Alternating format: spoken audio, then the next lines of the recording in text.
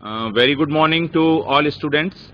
Myself, Dr. Sanjay Joshi, Assistant Professor of Sociology, Government PG College, Neemuch. प्यारे बच्चों, आज हम जो MA सेकंड सेमेस्टर समाजशास्त्र के विद्यार्थी हैं, उनका जो कंपलसरी पेपर थर्ड है, उसकी यूनिट फोर्थ का जो टॉपिक है the changing aspects of rural leadership, इसके ऊपर हम संवाद करेंगे, बातचीत करेंगे। सबसे पहले हम ये जानें कि लीडर क्या है, लीडरशिप क्या है। उसके बाद में हम आएंगे जो कि लीडरशिप के जो हमारे परिवर्तनीय पहलू हैं, जो उभरते हुए प्रतिमान है, वो किस प्रकार से हैं, और स्पेशली विशेष रूप से रूरल लीडरशिप, जो हमारा ग्रामीण समाज में जो नेतृत्व उभर रहा है, उसके क्या प्रतिमान हैं, उनको हम बाद में देखने का प्रयास करेंगे। सबसे पहले हम ये जानें कि नेता कौन होता है। आप जानते हैं कि नेता वह होता है जिसका कि समाज के अन्य लोग अनुगमन करते हैं। यह एक ऐसा व्यक्ति होता है जो सामान्य व्यक्तियों से हटके होता है। उसमें कुछ नैसर्गिक अलग प्रकार के गुण आपको दिखाई देंगे। वो बौद्धिक प्रतिभा का धनी होगा, उसमें एक अच्छा कुशल प्रबंधक के गुण उसमें होंगे, उसमें एक व्यवहार करने का अलग ढंग आपको दिखाई देगा, वो बुद्धिमान होगा, वो एक विशेष काम को करने और संपादित करने वाली योग्यता से पूर्ण होगा। तो कुछ मिलाकर के नेता इस प्रकार का होता है जिसका एक आकर्षक व्यक्तित्व आपको दिखाई दे, जिसकी संवाद कौशल बहुत अच्छा होता है, जिसकी अभिव्यक्ति बहुत अच्छी होती है, जिसकी कम्युनिकेशन स्किल्स बहुत अच्छी होती है, जो एक प्रभावी वक्ता होता है। तो ये ऐसे व्यक्ति होते हैं जो अपने समाज का नेतृत्व करते हैं। इन लोगों से समाज प्रभावित भी होता है। और समाजशास्त्र के विद्यार्थी होने के नाते, चूंकि हमारी सामाजिक व्यवस्था जो है वो राजनीतिक दशाओं से प्रभावित भी होती है और राजनीतिक दशाओं को प्रेरित भी करती है। एक राजनीतिक दशाएं जिस प्रकार की होगी, उसी प्रकार का हमारा समाज का निर्माण होता है। यानी राजनीतिक दशाएं जिस प्रकार का नेता होगा, जिस प्रकार की हमारी सामाजिक व्यवस्था होगी, उस प्रकार से समाज का नेतृत्व होता है, समाज विकसित होता है, समाज का स्वरूप दिखाई देता है। नेता समाज का आईना होता है, इस प्रकार से हम कह सकते हैं। आप देखिए, हिटलर को याद कीजिए। हिटलर बहुत अच्छा प्रभावी वक्ता था। मुसोलिनी को याद कीजिए, चर्चिल को याद कीजिए, अटल बिहारी वाजपेयी को याद कीजिए, आचार्य ओशो रजनीश को याद कीजिए। ये अपने समय, महात्मा गांधी, ये इस प्रकार के लीडर थे जो कि एक पूरा समाज को प्रभावित करने की क्षमता रखते थे। न केवल एक बहुत अच्छे स्पोक्स पर्सन ये लोग थे, बल्कि बहुत अच्छे मेहनती, बहुत अच्छे परिश्रमी, बहुत अच्छे दूरदृष्टा, बहुत अच्छे योजनाकार, बहुत अच्छे नीति निर्माता, बहुत अच्छे सामाजिकता को रखने वाले। तो इस प्रकार के लोगों से पूरा समाज प्रभावित होता है। हमारी संस्कृत भाषा में कहा भी गया है कि यथा महाजनगत सह पंत, यानी जिस रास्ते का महाजन चलते हैं, वहां पर चलना ही वही हमारे लिए रास्ता बन जाता है। महापुरुषों के बताए हुए मार्ग पर चलना, महापुरुषों के मार्ग, जिस मार्ग से वे गुजरे उसका अनुगमन करना, वह हमारे लिए पथ का काम करता है। हालांकि इसमें एक दूसरी लोकोक्ति भी आपको सुनाई और देखने को मिलेगी कि कोई पद चिन्ह बनाता है, कोई चलता पद चिन्हों पर, कोई पद चिन्ह बनाता है, हे अमर जग में उसका नाम जो अपनी राह स्वयं बनाता है। तो इसके विपरीत आपको यह भी देखने और सुनने को मिलेगा कि कुछ इस प्रकार के लोग भी होते हैं समाज में जो एक नए विचार को लेकर के आते हैं, एक नई प्रकार की आइडियोलॉजी के साथ में समाज में आते हैं और एक नई व्यवस्था लाते हैं। इसलिए हमें हमारे पूरे विश्व में अगर आप देखें तो अलग अलग देशों की अलग अलग प्रशासनिक और राजनीतिक व्यवस्थाएं आपको देखने को मिलेगी। कहीं साम्यवादी विचारधारा की प्रशासनिक राजनीतिक व्यवस्था होगी, कहीं पूंजीवादी व्यवस्था आपको देखने को मिलेगी, कहीं समाजवादी व्यवस्था आपको देखने को मिलेगी, कहीं मिश्रित अर्थव्यवस्था वाली आपको राजनीतिक व्यवस्था देखने को मिलेगी। तो जिस प्रकार की आइडियोलॉजी होती है, उस प्रकार की, कहीं तानाशाही व्यवस्था आपको देखने को मिलेगी, कहीं सैनिक शासन आपको देखने को मिलेगा। तो नेता की जिस प्रकार की विचारधारा होती है, उसी प्रकार की सामाजिक व्यवस्था निर्मित होती है, राजनीतिक व्यवस्था निर्मित होती है। हमारे प्राचीन समाज में अगर हम जाएं तो हमारा जो ग्रामीण समाज था, उस ग्रामीण समाज में हमें 3 प्रकार के नेतृत्व के प्रतिमान दिखाई देते थे। प्रोफेसर योगेंद्र सिंह ने इसका बहुत अच्छा उल्लेख अपनी पुस्तक में किया है, मॉडर्नाइजेशन ऑफ इंडियन ट्रेडिशन में वे लिखते हैं कि प्राचीन भारतीय समाज में 3 प्रकार की राजनीतिक व्यवस्थाएं या 3 प्रकार के राजनीतिक प्रतिमान या नेतृत्व के प्रतिमान हम देख सकते हैं। पहला था आपका जो गांव का मुखिया जो होता था, वो गांव का ऐसा भूस्वामी वर्ग का व्यक्ति या जमींदारी या सामंतवादी वर्ग का व्यक्ति होता था, जिसका कि गांव की जो एग्रीकल्चर लैंड होती थी, जो कृषि जमीन होती थी, उसके एक बहुत बड़े भाग पर उसका स्वामित्व होता था। ये व्यक्ति सामान्यतः राजवंश या राजवंश के परिवारों से संबंधित होते थे और अपने गांव और अपने इलाके और अपने क्षेत्र में ये न्याय व्यवस्था का काम करते थे, गांव में व्यवस्था को बनाए रखने का काम करते थे, पुलिस का काम भी ये करते थे, यानी व्यवस्था बनी रहे, लॉ एंड ऑर्डर वहां गांव में बना रहे। तो ये 3 प्रकार की आपदा आने पर आपदा प्रबंधन से संबंधित जिम्मेदारी का भी निर्वहन करते थे। ये इसलिए स्वामित्व या नेतृत्व करते थे क्योंकि इनके पास ये आर्थिक रूप से संपन्न होते थे। तो जो हमारा जिसके पास लैंड के ऊपर बहुत अधिक स्वामित्व होता था, लॉर्डशिप होती थी, तो ये जमींदार वर्ग के जो लोग होते थे, ये गांव के मुखिया या गांव के पटेल या गांव के नेता कहलाते थे। तो अधिकांश व्यक्ति प्राचीन भारतीय ग्रामीण समाज में इस तबके से हमारे नेता हमें देखने को मिलते हैं। दूसरा प्रकार का जो नेतृत्व उन्होंने बताया है प्रोफेसर योगेंद्र सिंह ने, वो है सांस्कारिक नेतृत्व। सांस्कारिक नेतृत्व सामान्यतः वो व्यक्ति होते थे जो पंडित, पुरोहित या मंदिर के पुजारी हुआ करते थे, जो गांव में अनुष्ठान या संस्कारों को प्रसारित करने का काम करते थे। विभिन्न हमारा, और बच्चे आप सब जानते हैं कि हमारा जो भारत देश है वो एक धार्मिक भावनाओं से प्रधान देश है। हमारा जो भारतीय तबका है, भारतीय जनमानस जो है, वो धर्म प्रधान है, यानी अपने हर एक कार्य का शुभारंभ जो है, शुरुआत जन्म से लेकर मृत्यु तक हमारे सारे कामों की शुरुआत जो है वो धर्म के द्वारा होती है। तो प्राचीन, आज देखिए ग्रामीण समाज में आज भी इतना वैज्ञानिकता के आने के बाद में, टेक्नोलॉजी के आविष्कार के बाद में भी आज भी हमारा ग्रामीण समाज धार्मिक मूल्यों से बहुत अधिक प्रभावित है। एक जो ग्रामीण व्यक्ति होता है, उसके जीवन में धर्म का बहुत अधिक महत्व होता है। वो भाग्यवादी होता है, वो धर्म में विश्वास करने वाला होता है, वो भगवान में विश्वास करने वाला व्यक्ति होता है। तो जो इस प्रकार के धार्मिक अनुष्ठान करता था या जो धार्मिक शिक्षाएं देते थे ग्रामीण समाज में, सामान्यतः ये हमारे जो पुरोहित होते थे, पंडित होते थे, जो पुजारी होते थे, या सामान्य भाषा में और इसको कहें हटके तो जो ज्योतिषाचार्य होते थे, जो किसी भी प्रकार की विपदाएं आने पर ज्योतिषी रेमेडीज के द्वारा ग्रामीण व्यक्तियों की समस्याओं का समाधान करने का प्रयास करते थे। तो ये भी गांवों में नेतृत्व के रूप में स्वीकार किए जाते थे। और तीसरा एक और प्रतिमान जो हमें उस समय देखने को मिलता है, वो है हमारा साहूकार वर्ग या व्यापारी वर्ग। गांव में जो साहूकार या जो व्यापारी होते थे, ये कृषि के लिए या अन्य ग्रामीण जीवन में जो उनके सांस्कारिक अवसर आते थे, उनके परिवारों में विवाह के समय, मृत्यु के समय, या नाना प्रकार के जो संस्कार या अनुष्ठान वो संपादित करते थे। तो चूंकि फसलें तो समय एक साल में 2 बार ही आती है और क्रैश क्रॉप्स हमारे भारतीय किसान बहुत कम लिया करते थे प्राचीन समाज में, केवल अपनी दैनिक जीवन से उपयोगी जो फसलें होती थी उन्हीं का उत्पादन करते थे। तो उन फसलों में से जब अधिक फसल होती थी तो बेचने जाया करते थे मंडी में, और साल में 2 बार उनको पैसे मिला करते थे। तब अन्य आवश्यकताओं की पूर्ति के लिए वो गांव का जो साहूकार वर्ग था, गांव का जो व्यापारी वर्ग था, उससे लेन देन वो करता था ऋण के रूप में। तो इस प्रकार से हम देखते हैं कि ये 3 प्रकार के प्राचीन भारतीय ग्रामीण समाज में नेतृत्व के रूप हमें देखने को मिलते हैं। आगे हम देखें तो आप देखते हैं कि प्रत्येक समाज की शक्ति संरचना में कुछ ऐसे व्यक्ति होते हैं जो लोगों को प्रोत्साहित करते हैं, प्रेरणा देते हैं, मार्गदर्शन करते हैं, अथवा लोगों को क्रिया करने के लिए प्रभावित करते हैं।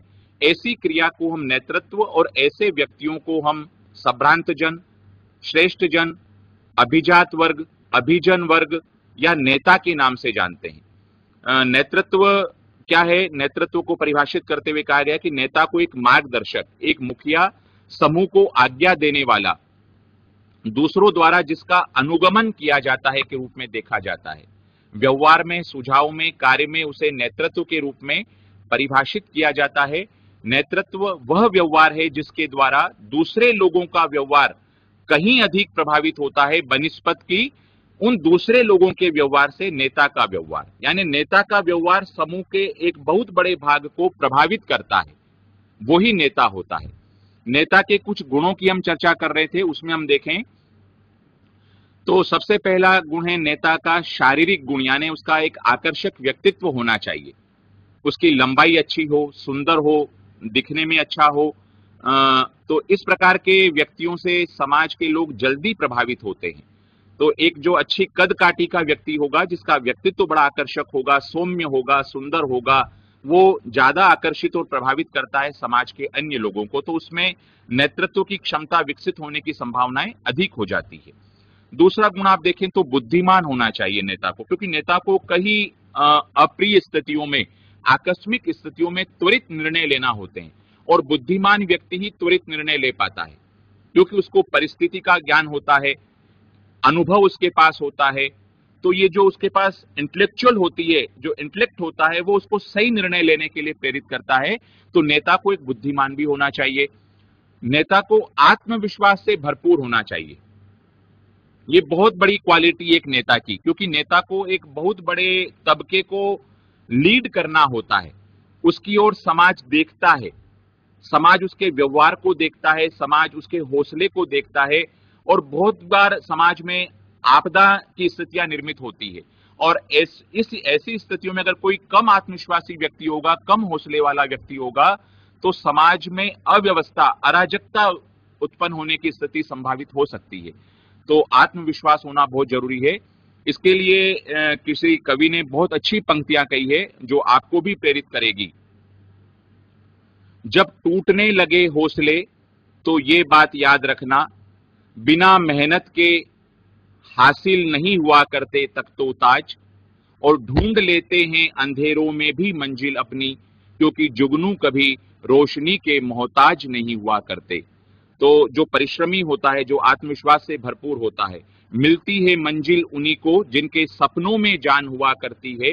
पंख होने से कुछ नहीं होता, क्योंकि हौसलों से उड़ान हुआ करती है। तो ये आत्मविश्वास का एक बहुत बड़ा गुण नेता में होना चाहिए। फिर संकल्प शक्ति, यानी कमिटमेंट होना चाहिए नेता के पास में, जो एक बार सोच लेता है उस पर अडिग रहे। अस्थिर बुद्धि वाला नहीं होना चाहिए। एक बार जो संकल्प ले लेता है उसको पूरा करके छोड़े, तो उसका एक अच्छा सार्थक इंप्रेशन समाज के ऊपर पड़ता है। तो संकल्प शक्ति, जो आपने योजना बनाई है, कोई भी परिस्थिति आए उसको मैं पूरा करूंगा, यह होती है संकल्प शक्ति। नेक्स्ट नेता का एक और बड़ा महत्वपूर्ण गुण परिश्रमी होना चाहिए। मैंने अभी आपसे बात कही कि नेता हार्ड वर्कर होना चाहिए। हार्ड वर्कर से दूसरे लोग प्रभावित होते हैं, समाज भी उसका अनुगमन करता है, समाज के लोग भी परिश्रम करना सीखते हैं। कल्पना शक्ति, उसमें बहुत अच्छी इमेजिनेशन पावर होना चाहिए। जिसकी हाइपोथेसिस अच्छी होगी वही समाज को कुछ दे सकता है। फिर है सबसे इंपॉर्टेंट एक और बात, विचारधारा या अभिव्यक्ति। नेता बगैर विचारधारा के समाज को बहुत लंबे समय तक नेतृत्व प्रदान नहीं कर सकता। उसकी एक अपनी विशेष विचारधारा होना चाहिए, एक आइडियोलॉजी उसके पास होना चाहिए। उस आइडियोलॉजी को लेकर के वो समाज को आगे बढ़ेगा, तब लंबे समय तक वो समाज के लोगों के लिए पथ प्रदर्शक के रूप में काम कर सकेगा। और वो विचारधारा उसकी योजनाओं में दिखना चाहिए, उसके निर्माण कार्यों में दिखना चाहिए कि मैं इस विचारधारा को लेकर। आपने देखा होगा जब बहुत सारे राजनीतिक दल चुनाव में जाते हैं तो अपना एक मैनिफेस्टो लेके आते हैं। मैनिफेस्टो क्या है? उनकी विचारधारा, कि अगर हम शासन में आएंगे तो हम आपके लिए ये काम करेंगे। That is ideology. और अभिव्यक्ति, मैंने अभी आपको सबसे पहले बताया, उसकी जो कम्युनिकेशन स्किल है वो बहुत अच्छी होना चाहिए, अभिव्यक्ति क्षमता उसमें होना चाहिए। नेक्स्ट है अच्छा वक्ता उसमें होना चाहिए। और फिर है समूह मनोविज्ञान का ज्ञाता।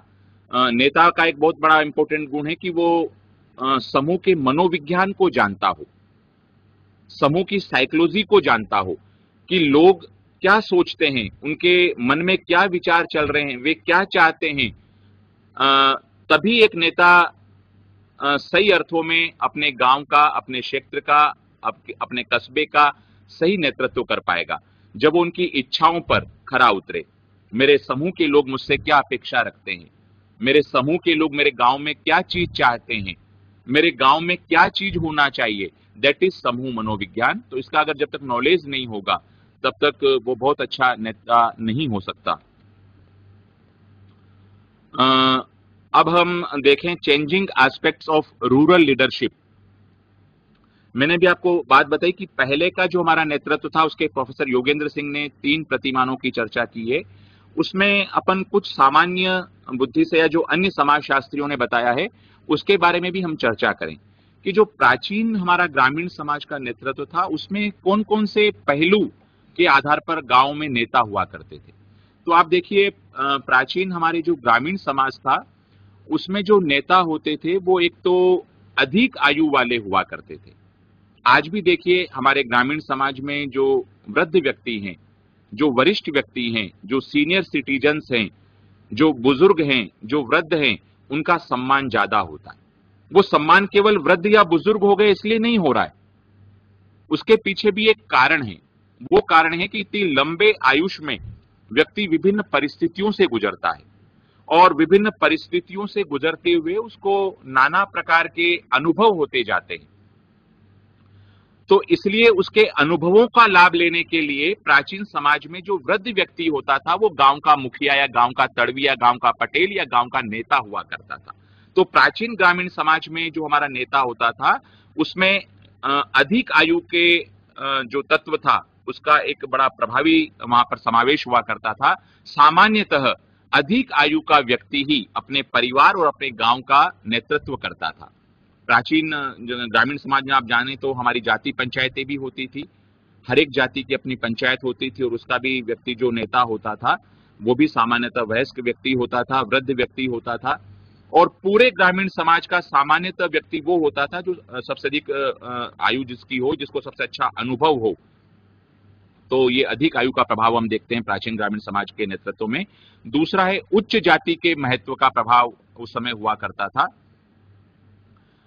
सामान्यतः गांव में वही व्यक्ति नेता बन पाता था जो उच्च व्यक्ति से संबंधित होता, उच्च जाति से संबंधित होता था, या यूं कहिए जो डोमिनेंट कास्ट का, जो प्रोफेसर एम.एन. श्रीनिवास ने जिसकी चर्चा की है कि हर एक गांव में कुछ प्रभुत्वशाली जातियां होती है, डोमिनेंट कास्ट जिनको कहा जाता है। ये सामान्यतः डोमिनेंट कास्ट वो होती है जिनकी गांव में जनसंख्या बहुत अधिक हो। जैसे उन्होंने उत्तरी भारत में 4 प्रकार के, जिसको शॉर्ट फॉर्म में अजगर का नाम दिया गया है, डिनोट फॉर अजगर, अजगर जो है फॉर अहिर। जो अहिर जाति है उत्तर प्रदेश या बहुत से जो हमारे उत्तरी भारत है उसमें बहुत से गांवों में अहिर का डोमिनेंस जाता है, अहिर जाति के लोग ज्यादा रहते, तो वो अपने गांव के नेता अहिर जाति में से हुआ करते।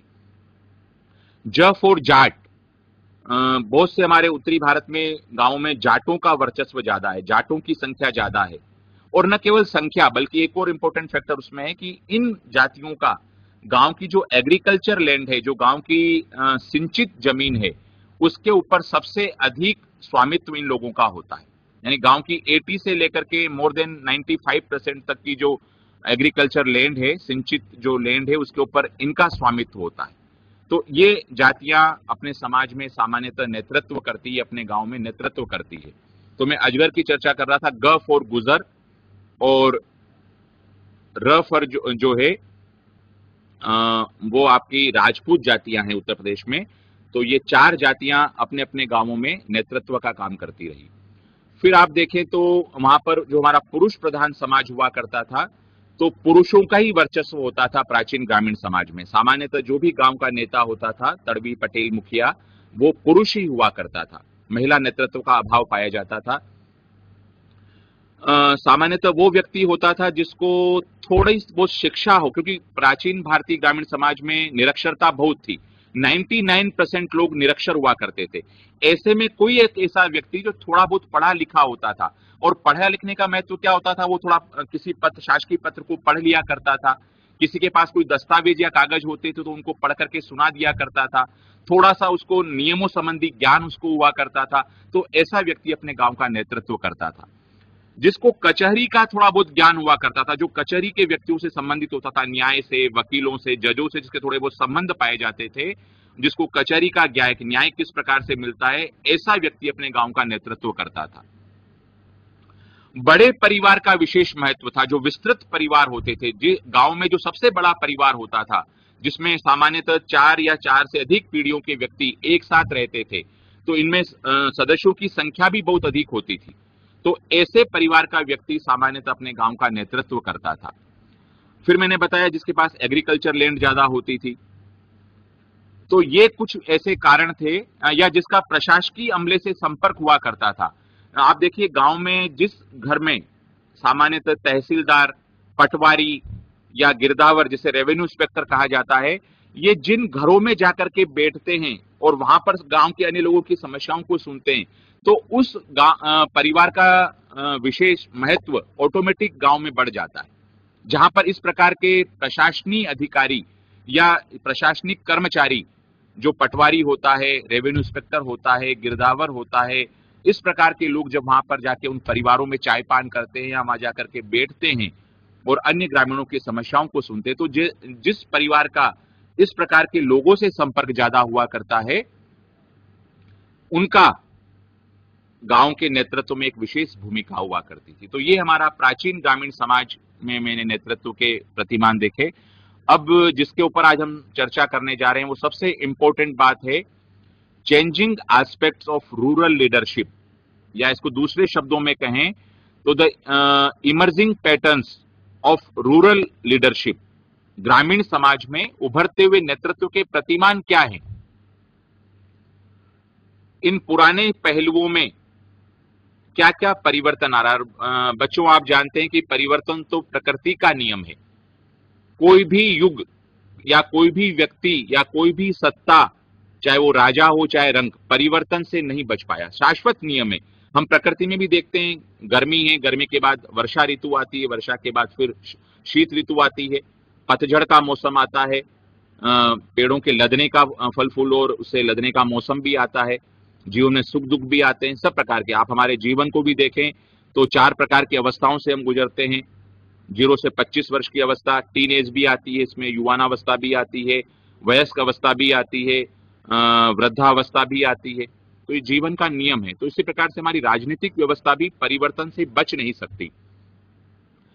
तो आजादी के बाद हम देखें तो बहुत सारे परिवर्तन हमारे ग्रामीण समाज में, जो नेतृत्व के जो बिल्कुल फिक्स्ड प्रतिमान थे, उनमें परिवर्तन हमें दिखाई दे रहा है। सबसे पहले हम देखें तो ये परिवर्तन की शुरुआत होती है पंचायती राज व्यवस्था से।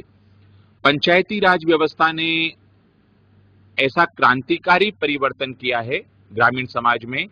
आप देखिए, सबसे पहला क्रांतिकारी परिवर्तन, समाज का वो तबका जिसको एक समय वोट देने का अधिकार भी नहीं था, वो आज अपने गांव में महत्वपूर्ण भूमिका निर्वहन कर रहा है। वो अपने गांव की नीति निर्माण में आज सबसे ऊंचे पायदान पर वो बैठा हुआ है, अपने गांव को नेतृत्व दे रहा है।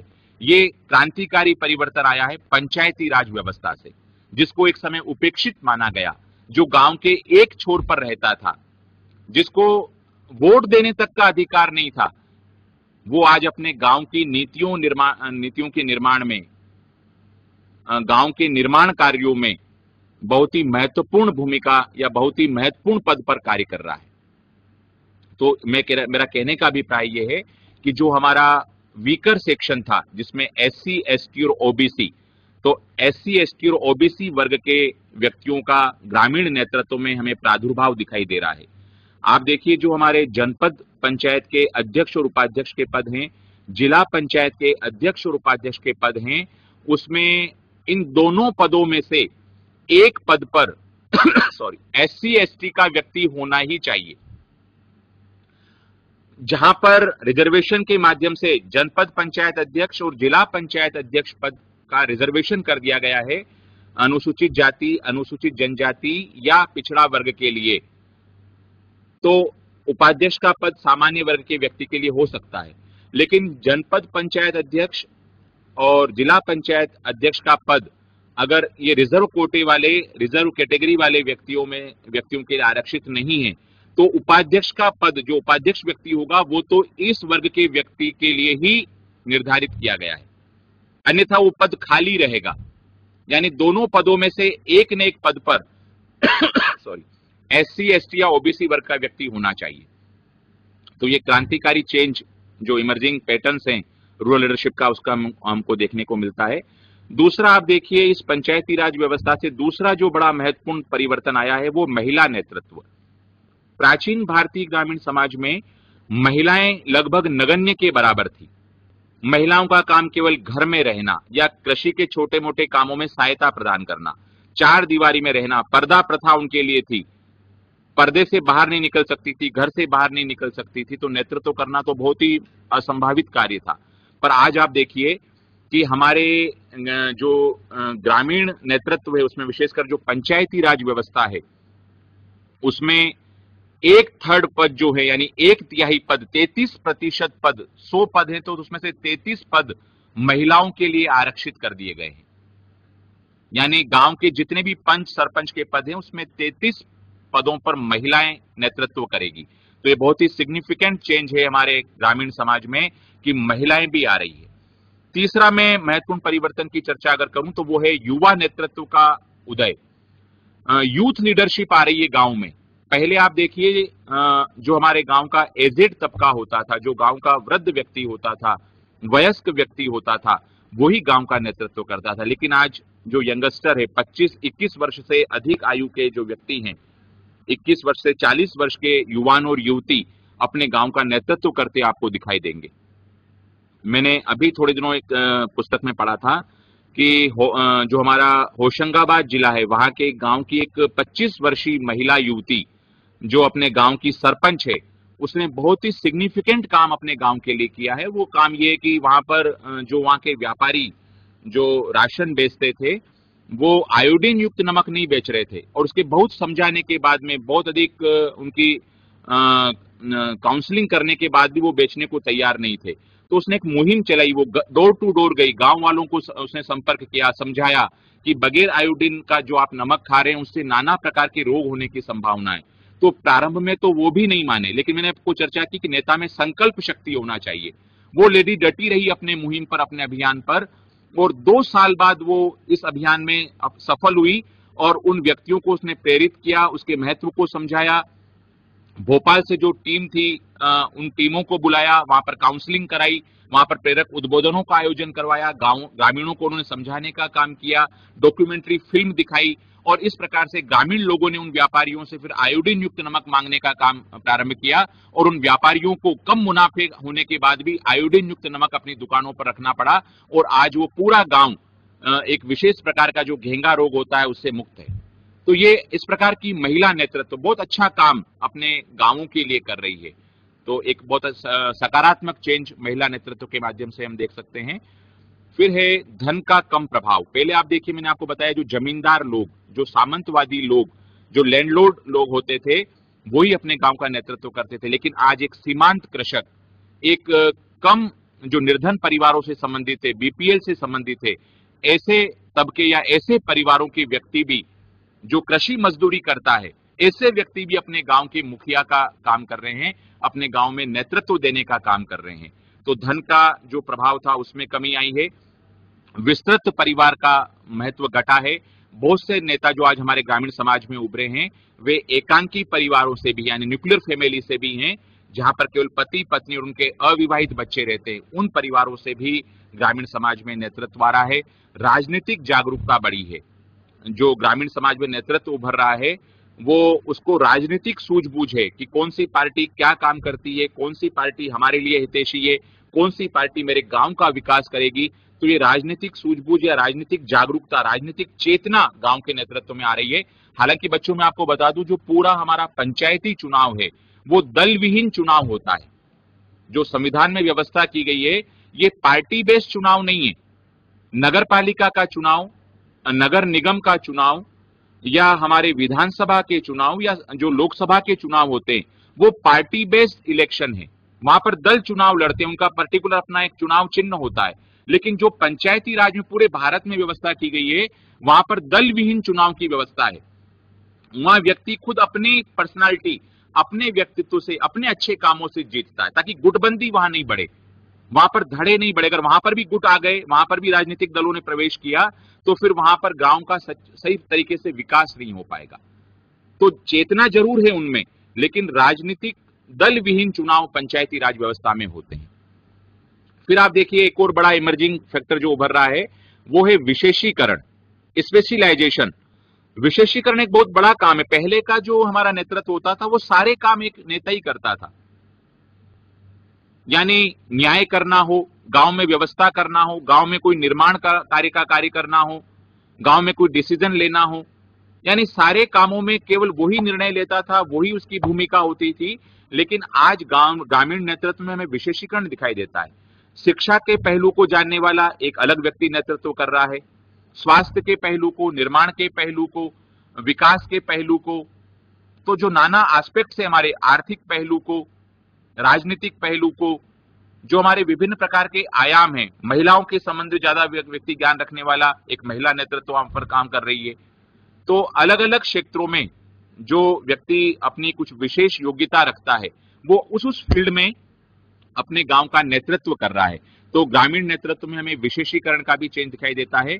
नेतृत्व का विकेंद्रीकरण, मैंने एक बहुत बड़ा इंपॉर्टेंट आपको ये फैक्टर के ऊपर मैं प्रकाश डालने का प्रयास कर रहा हूं कि नेतृत्व का विकेंद्रीकरण हुआ है, डिसेंट्रलाइजेशन ऑफ लीडरशिप। पहले एक ही व्यक्ति के हाथ में सारी सत्ता होती थी, वही गांव का सब कुछ होता था, वही सब कुछ निर्णय लेता था, निरंकुश नेतृत्व होता था, उसके ऊपर अंकुश रखने वाला कोई नहीं। हमारा इतिहास देख लीजिए, पूरा जो राजवंश का इतिहास है, जो हमारी राज सत्ता रही, उसमें राजा सब कुछ होता था। राजा ही न्यायाधीश होता था, राजा ही पॉलिसी मेकर होता था, नीति निर्माता होता था, राजा ही सेना को, यानी एक तरह का सेनापति भी वही होता था, सेना को ऑर्डर देने का काम वो करता था, किसी पे आक्रमण करना या आक्रमण का जवाब देने का काम वो करता था, निर्माण करने का काम वो करना, निर्माण कहाँ होना है, सारे काम एक ही व्यक्ति के पास सीमित होते थे। सारी सत्ता, सारा पावर, सारी शक्ति एक ही व्यक्ति के हाथों में केंद्रित होती थी। अब ऐसा नहीं है। अब नेतृत्व में त्रिस्तरीय व्यवस्था हो गई। आप देखिए पंचायत में भी हम देखें तो सबसे छोटी इकाई जो हमारी गांव है वो, उसमें गांव में ग्राम पंचायत होती है, वहां सरपंच होता है और अलग अलग वार्ड के पंच चुन के आते हैं और वो बैठ करके अपने गांव का विकास के बारे में निर्णय लेते हैं। और आप देखिए 3 माह में पूरी एक ग्राम सभा की बैठक भी होती है, यानी अकेले ये नेता लोग ही अपने गांव के किसी विशेष एजेंडे पर निर्णय नहीं ले सकते।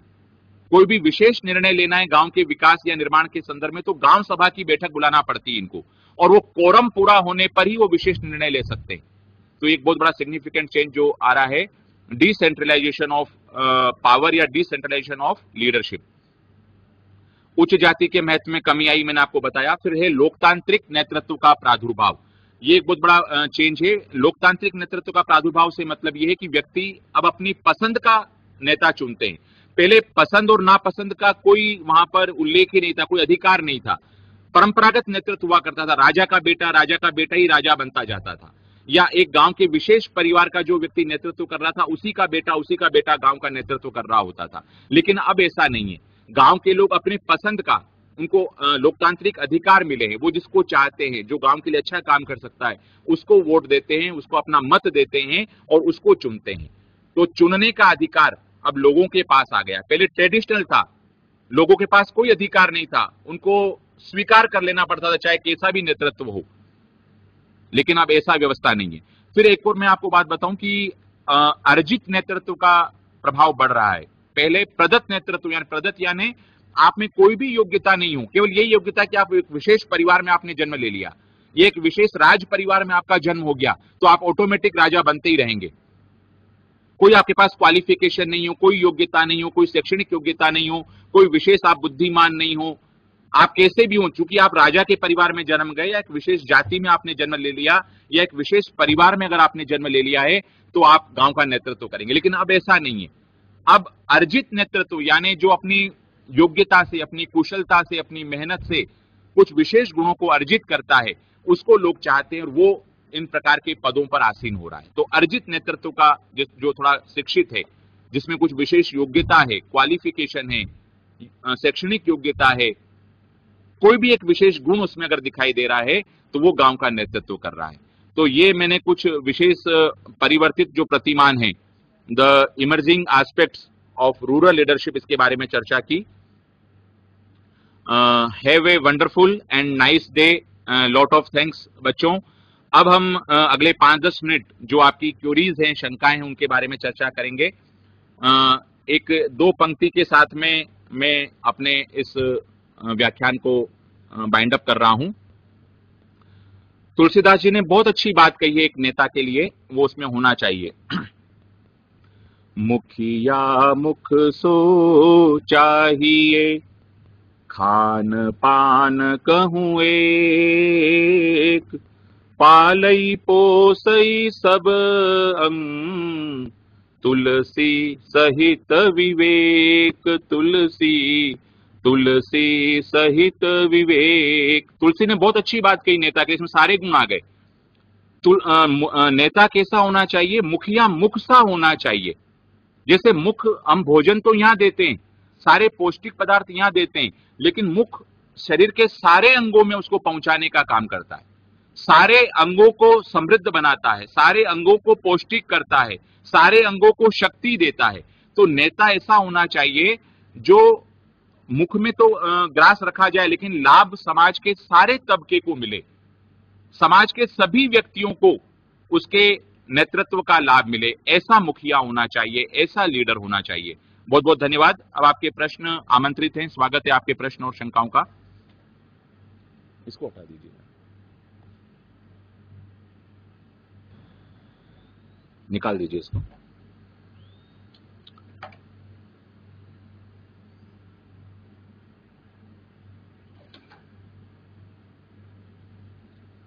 जबलपुर से कुछ प्रश्न पूछना चाह रहे हैं बच्चे?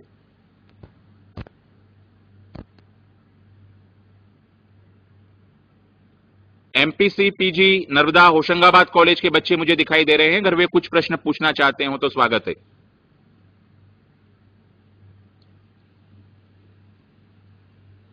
और लगाइए, दूसरा कुछ आ रहा हो तो।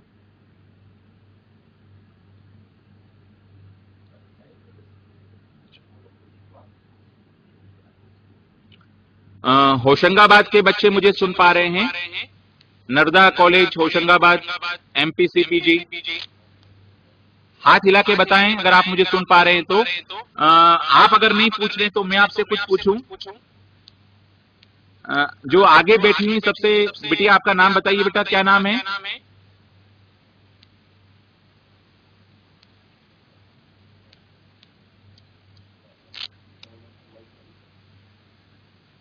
ये सर गुड मॉर्निंग। हाथी खाना भोपाल कॉलेज के बच्चे मुझे दिखाई दे रहे हैं। बच्चे सुन पा रहे हैं आप लोग? सर पंचायती राज कुछ प्रश्न पूछ, हाँ बिटिया पूछिए, मैं पूछता हूँ आपसे। आप कुछ पूछ रही हैं मुझसे? जी सर। जी सर। आप मेरी आवाज आप सुन पा रहे हैं? जी सर सुन पा रही हूँ। जी, आप बताइए आपके गांव में जो सरपंच अभी कौन बनी है, महिला या पुरुष? क्या आयु है उसकी? मैं आपको सुन नहीं पा रहा हूँ। महिला। माइक थोड़ा पास में रखिए सर महिला। और माइक को चालू कीजिए बेटा। चालू है।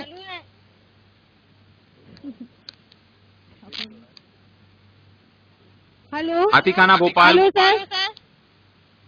Hello sir. बेटा हम आपको सुन नहीं पा रहे हैं, आप या तो माइक ऑन कीजिए या कोई प्रॉब्लम है वहां पर बताइए उनको। सर पंचायती राज के कार्य बताइए। जो आपके वर्चुअल क्लास के प्रभारी उनको बताइए, इसमें बैटरी नहीं होगी बेटा आपके माइक्रोफोन में बैटरी लगवाइए भोपाल। और क्या लगाइए, झाबुआ का लगाइए। झाबुआ, हेलो बेटा झाबुआ से आप सुन पा रहे हैं? हाथ हिला के बताइए अगर सुन पा रहे हैं तो। झाबुआ कॉलेज के बच्चे, थांदला झाबुआ। वो सेकंड लास्ट बताइए सब, उधर बच्चे ज्यादा हैं।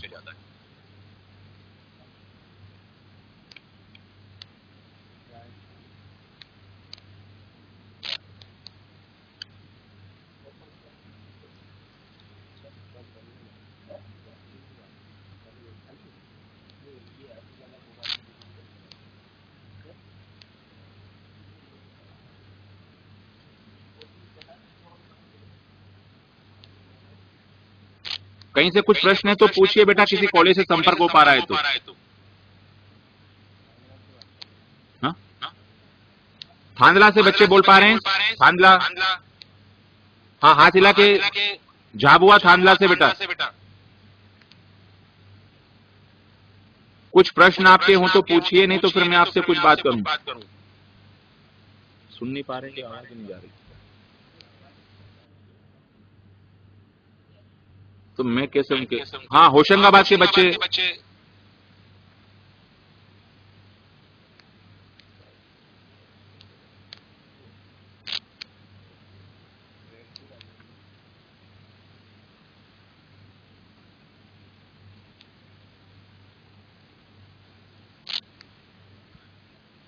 Hello sir. हेलो। जी सर, आवाज आ रही है आपको? हेलो हेलो सर, मैं 2 मिनटों बाद बकवास कर ले NMB उनसे। कॉलेज। नेतृत्व के बारे में कुछ बात करना चाहें तो। हेलो चलिए, मैं आपको सुन नहीं पा रहा हूं।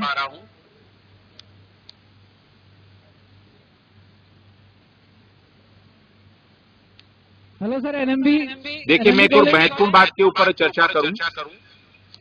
राजस्थान में जो पंचायती राज व्यवस्था लागू की गई है, उसमें एक और बड़ा महत्वपूर्ण परिवर्तन वहां की राजस्थान राज्य सरकार ने किया है कि अब जो सरपंच, पंच और जिला प्रधान, जिला पंचायतें बनेंगे, उनके लिए एजुकेशन क्वालिफिकेशन अनिवार्य कर दी गई है।